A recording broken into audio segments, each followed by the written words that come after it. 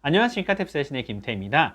오늘은 저에게 가장 많은 분들이 물어보시고 그다음에 댓글에 가장 많은 질문들이 담기는 저는 왜 점수가 이렇게 안 나올까요? 라고 하는 건데 그 부분에서 독해 부분에 대해서 가장 먼저 말씀을 드리려고 합니다. 그래서 여러분들이 독해 점수가 안 나오시는 이유가 되게 개별적인 것 같습니다만 저같이 한 수천 명의 학생들을 봐온 경우에는 솔직히 몇 가지 케이스로 나눠지는 것 같아가지고, 그러니까 이러한 상황에 자기가 포함되어 있는 건 아닌가를 한번 되돌아보시면서 이렇게 근본적인 문제라고 제가 말씀드리는 거, 그 근본적인 문제를 고치지 않으면 생각보다 점수가 이렇게 고정돼 버리는 케이스가 있을 수 있어가지고, 그러니까 그러신 분들은 제 이렇게 영상을 보시면서 혹시 내 얘기 아니야?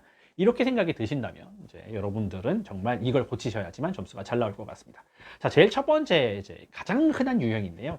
그러니까 한 점수가 160, 한 180, 이 정도쯤에서 머무시는 유형입니다. 근데 그러시는 유형 중에서 가장 큰 이유는 문제를 끝까지 못 풀어서 그렇습니다. 그래서 제가 누누이 말씀드리지만 탭스는 생각보다 고인물들이 많기 때문에 여러분들이 원하시는 200점 이상의 점수를 받기 위해서는 한 문제당 거의 20점씩 깎이게 되어 있습니다. 그래서 240점을 만점, 그다음에 하나 틀렸을 때 제처럼 226, 224, 가끔 문제가 어려웠으면 230까지 나오긴 하지만 한 대체로 225 정도가 나오게 됩니다. 하나 더 틀리게 되면은 그래서 206점, 204점, 203점 이렇게 떨어져 버리기 때문에 벌써 두 문제 정도쯤만 틀려봤었으면 딱 감 잡으시겠지만 500점 넘을 일은 되게 어려워지십니다. 200, 200에 50 넘어야지 500 턱걸이가 되는 것이고 세 문제를 틀려버리게 되면 180점대가 돼버리니까 500점 넘을 일은 영영 생겨나지가 않고요. 그 다음에 그렇게 되면 한 450점 정도를 목표로 하신 분들이 한 180 정도를 받았을 때 굉장히 기뻐하시는 상황이 되는데, 그러니까 이런 얘기를 하는 가장 중요한 이유는 뭐냐면 이런 점수를 목표로 하시는 분들이 있어요. 450을 넘고 싶어요. 500을 넘고 싶어요. 이렇게 하시는 분들이 세 문제를 현재 못 푸시잖아요. 그러니까 이 세 문제를 못 풀게 되면은 그냥 그 목표치를 달성하는 방법은 아예 없어요. 그냥 죽었다 깨어나도 그 점수가 안 나와요. 그러니까 여러분들이 가장 걱정하셔야 되는 부분들은 어떻게 하면 이 세 문제를 가장 빨리 풀 수 있겠느냐, 어떻게 하면 이 탭스를 끝까지 다 풀 수 있겠느냐를 고민하셔야 돼요. 그러니까 그 많은 점수대가 심지어 낮으신 점수분들도 막 문제를 10문제 이렇게 못 푸신단 말이에요. 그러니까 그렇게 돼서 가장 큰 문제가 발생하게 되는 건데, 그렇게 되면은 선생님 좀 문제를 빨리 풀어야 되나요? 라고 하는 것에 대한 두 번째 질문으로 넘어가게 됩니다. 어떻게 하면 독해 문제를 빨리 풀 수 있을까요? 라고 생각하는 건데, 이 질문에 대한 정답은 정말 아이러니하게도 문제를 너무 빨리 푸시기 때문에 이런 문제가 발생을 합니다. 그러니까 시간 문제를 못 푸는 거, 그러니까 이게 문제지. 제가 첫 번째 말씀드린 문제라면 두 번째 문제는 여러분들이 문제를 너무 빨리 푸는 게 문제입니다. 이건 또 뭔 소리냐? 아까 전에 너무 천천히 풀어서 문제라며, 시간이 부족하다며. 네, 맞습니다. 그럼 이번에 너무 문제를 빨리 풀어서 문제라고? 그 얘기가 뭐냐면 제가 인강에서도 주로 말씀드리는 게 뭐냐면 문제를 빨리 풀어야지 라고 마음을 먹게 되면은 자기가 지문을 읽는데 서둘러요. 글을 빨리 읽으려고 노력을 해. 막 쓱 보고 난 다음에 이 글의 요지를 파악했어. 요딴 식의 생각을 하신단 말이에요. 아니 감히 400점대 초반 정도 받으시는 분들이 10초 그 문제를 보고 난 다음에 글의 요지를 파악하는 게 가당키나 한 소리입니까? 예? 저같이 570, 80을 받는 사람들도 문제 차분하게 읽습니다. 절대 저 같은 경우 선생님은 15초 만에 읽으시겠네요. 굳이 노력을 한다면 할 수 있을지는 모르겠습니다만 저는 그렇게 풀었을 때 제가 다 맞을 수 있을 거라는 확신이 전혀 들지 않습니다. 한 160 정도 나오지 않을까요? 15초 만에 문제를 풀거나 이러면. 그러면 문제를 훑어읽기, 쏘아보기, 빨리 보기, 몇 회만 어디만 첫 번째 마지막 문장만 보기, 요딴 식의 말도 안 되는 트릭을 쓰시니까. 그래서 문제를 빨리 풀려고 하다 보니까 선지에서 문장 시간을 많이 날리시게 됩니다. 이거는 너무나 많은 케이스를 제가 봐와가지고 특히 대형 학원을 다니신 분들, 이러신 분들이 가지고 계신 가장 큰 그거예요. 그러니까 대형 학원이나 이런 데서 공부하셨을 때는 시간이 부족하다. 특히 예를 들어 이런 사람들 많아요. 그러니까 탭스를 공부를 처음 시작할 때는 점수가 얼마가 나왔어요. 그럼 학원을 다닌단 말이에요. 보니까 내가 시간이 부족했대. 그러니까 내가 시간이 부족하니까 빨리 풀어야지 생각하면서 문제를 빨리 풀었단 말이에요. 한 달간 열심히 학원을 다니고 문제도 많이 풀었어요. 시험을 딱 봤더니 독해 점수가 내려가는 거예요. 예. 그런 사람도 되게 많아요. 왜냐면 문제를 빨리 푸니까 처음에 아무 생각도 없이 풀었을 때보다 우리 성적이 더 안 나오는 거예요.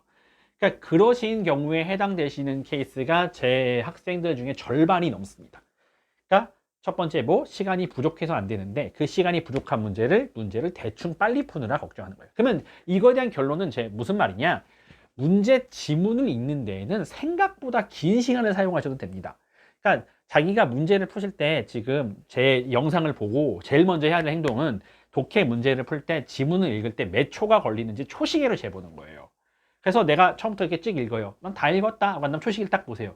그 초시계를 봤는데 25초 막 요딴 시간을 쓰셨다. 그러면은 여러분들은 정말 근본적인 문제가 있으신 겁니다. 죄송해요. 그건 진짜 그렇게밖에 말씀드릴 수가 없어요. 그러니까 그러면은 35초에서 최소한 40초 가까이 쓰셨어야 현재 300점대나 400점대를 가지신 분들은 그렇게 쓰셨어야 간신히 탭스의 그 어려운 문장들부터 그 어려운 내용이 조금이나마 제대로 이해가 되십니다. 그렇게 제대로 이해를 했었을 때 그 정확한 이해를 바탕으로 문제를 풀게 되면 문제의 정답이 그냥 보여요. 이게 여러분들 이제 문제 생각할 때 이거 세 번째 유형에 해당될 수 있는데, 그러니까 문제를 보는데 선생님 이거 아니면 이거 같아요. 답이 헷갈려요. 뭐 탭스의 논리를 잘 모르겠어요. 이렇게 하시는 분들이 많으신데, 제가 이제 탭스 논리를 설명해 드리지만 탭스 논리는 생각보다 굉장히 깔끔합니다. 정답이 아주 딱딱 떨어지게 만들어 놨어요. 이 정답이 헷갈리는 이유는 여러분들이 이해도가 그렇게 깊지 않아서 그렇습니다. 그러니까 정확하게 이해를 못했으니까 이 말 같기도 하고 저 말 같기도 한 거예요. 정확하게 40초나 이런 정도 시간을 들여서 썼으면 정답이 보입니다. 그래서 40초 이 지문에 쓰고 정답을 고르는데 20초 이상을 넘기시면은 쫄딱 망한다고 제가 말씀을 드리겠습니다. 그래서 제 말을 가지고 제가 무조건 맞다라고 주장할 수 있는 이유는 이겁니다. 그러니까 그 공부를 하시다 보면, 테스트 공부하시다 보면 이런 경우가 있어요. 그러니까 청해 점수를 열심히 청해를 했더니 청해 점수가 올랐어. 근데 독해가 떨어져. 근데 독해를 열심히 했더니 청해가 떨어져. 이런 계기가 되게 많아 일어나거든요. 왜 이런 일이 일어나느냐? 독해 공부하는 방식과 청해를 공부하는 방식이 달라서 그렇습니다. 그러니까 예를 들어 독해 같은 경우는 자기가 장고형이라 막 문제를 고르는데 막 40초씩을 쓴단 말이에요, 평균적으로. 근데 청해에서는 그 짓을 못 하잖아요. 그러니까 내가 장고적으로 생각해갖고 오랜 시간 생각해서 이 문제를 골랐는데 그런 연습에 익숙해지다 보니까 청해에서처럼 10초나 20초 이내에 답을 골라라 이런 게 순발력이 안 되는 거예요. 그래서 그렇게 돼버리니까 이제 청해 점수가 떨어지는 것이고, 그래서 청해를 겁나게 했더니 독해에서는 막 이렇게 정확하게 이해가 안 가고 막 다시 답을 보고 막 이래버리니까 이 두 가지 공부 방식이 상충되다 보면은 어쩔 수 없습니다. 그래서 저는 개인적으로 탭스 수업이 청해 선생님과 독해 선생님과 문법 선생님이 따로 있는 방식을 굉장히 선호하지 않습니다. 첫 번째로 독해 같은 경우는 독해 공부 안 하셔도 400점은 넘습니다, 여러분. 그냥 독해 공부 아예 1절 안 하시고 막 독해 점수가 22점 이렇게 나와도 350을 넘는 아무 문제가 없고요. 33점 이렇게 나와도 450점 넘는 아무 지장이 없어요. 그러니까 여러분이 탭스 점수가 잘 안 나오시는 이유는 가장 중요한 건 청해하고 독해 점수가 안 나와서 그런 겁니다. 그렇게 됐다 치면은 청해와 독해를 공부하는 방식이 서로가 같아야지만 서로 상충이 안 되기 때문에 같은 방식에 같은 문제를 풀고 있는데 어떻게 다른 접근 방식이 존재할 수 있겠습니까? 그래서 그런 식의 문제를 해결하기 위해서는 여러분이 그냥 말 그대로 전체적으로 공부를 같이 하시는 게 굉장히 중요한 것이고 같은 방향으로 공부하는 것입니다. 그래서 독해 파트 경우는 40초 동안 지문을 보고, 왜냐하면 청해도 40초 동안 날 읽어줄 거니까요. 네? 그러니까 그렇게 되는 게 정상 속도입니다. 여러분 생각하실 때 청해가 너무 빠르다 생각이 드실 때가 있잖아요. 그러면은 청해가 빠른 게 아니에요. 네?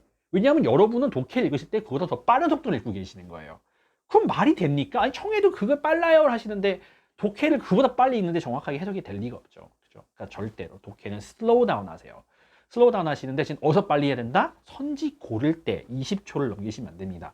그러니까 어떠한 경우에도 이게 내가 다시 돌아볼 수 있다고 해가지고 진짜 돌아보게 되면 그냥 그만큼 문제를 못 풀게 만들어져 있는 거예요. 그냥 문제 설계 자체가 어떤 지문을 2번 읽으면 그냥 어떤 한 문제를 못 풀게 만들어져 있는 게 탭스 독해의 설계예요. 그러니까 그런 짓을 안 하셔야 돼요. 그러니까 내가 다시 봐야 될 때면 두 가지 경우가 발생할 수 있는데, 내가 맞았던 답을 틀리게 만드는 거예요. 그러니까 뭐하러 그런 짓을 해요. 그 다음에 맞았으면은 내가 뭐하러 그걸 체크해요. 맞았으면 맞은 거지. 뭐 그걸 내가 확인한다고 해서 점수 더 주는 것도 아니잖아요. 확인하지 마세요. 답 같으면 대충 찍고 넘어가세요. 그러니까 제가 이제 문제 풀 때 탭스를 정말 잘 푸는 사람들은 이제 풀고 나면 기분이 더럽다. 이건 정말 야, 이걸 이렇게 이딴 식으로 막 날림으로 문제 풀면 내가 진짜 실제 시험에서 점수 잘 볼 수 있을까? 이런 생각이 든다고 말씀드렸잖아요. 그러니까 그런 식의 기분이 드는 거에 익숙해져서 문제 푸는 스타일을 아예 째로 갈아엎지 않으시면은 독해 점수가 생각보다 그렇게 오르지 않습니다. 그래서 마지막 케이스 같은 경우는 어휘 실력이 안 되시는 케이스예요. 그러니까 어휘 실력이 안 되시면 독해 문제를 주구장창 풀어도 역시 점수가 똑같습니다. 그러니까 자기 점수 이렇게 판단하는 법을 제가 다른 영상에서 말씀드렸죠. 그러니까 어휘 점수 곱하기 10점인데 자기 탭스 점수가 그 어휘 곱하기 10에 가깝다 이래 버리면 여러분들은 어휘를 더 먼저 하셔야지만 독해 점수가 오를 수가 있는 거고요.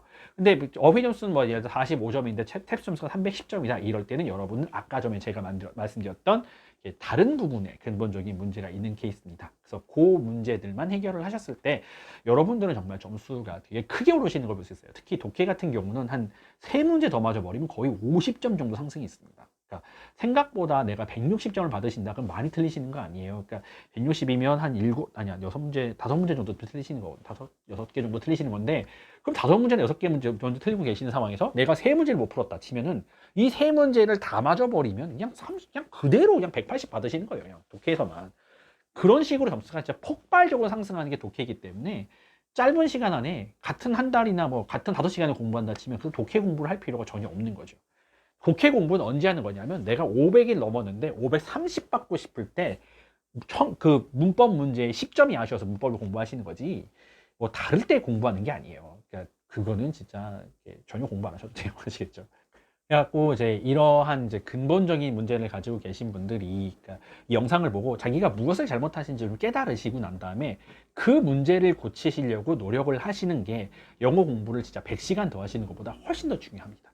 그러니까 이런 근본적인 문제가 해결이 안 되신 분들은 진짜 아무리 열심히 공부하셔도 생각보다 효율이 안 올라가요. 특히 이제 약간 글래스 실링을 찍는 같은 느낌. 아무리 공부를 해도 막 여기 점수는 절대 못 넘는다라는 게 생겨요. 160 못 넘겠어요. 뭐 180 못 넘겠어요. 이거는 제가 아까 말씀드렸던 근본적인 문제의 부분을 해결을 하시는 편이 훨씬 더 소중한 것이다. 진짜 중요한 거니까요.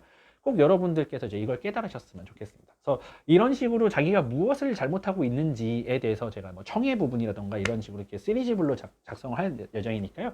계속 이렇게 구독해 주시고 댓글 남겨주시면 제가 언제나 늘 상담해 드리는 거 아시죠? 그래서 이렇게 많은 댓글 기다리고 있으니까요. 꼭 남겨주시고 저 다음 시간에 뵙도록 하겠습니다. 여러분 화이팅 하세요. 수고하셨습니다.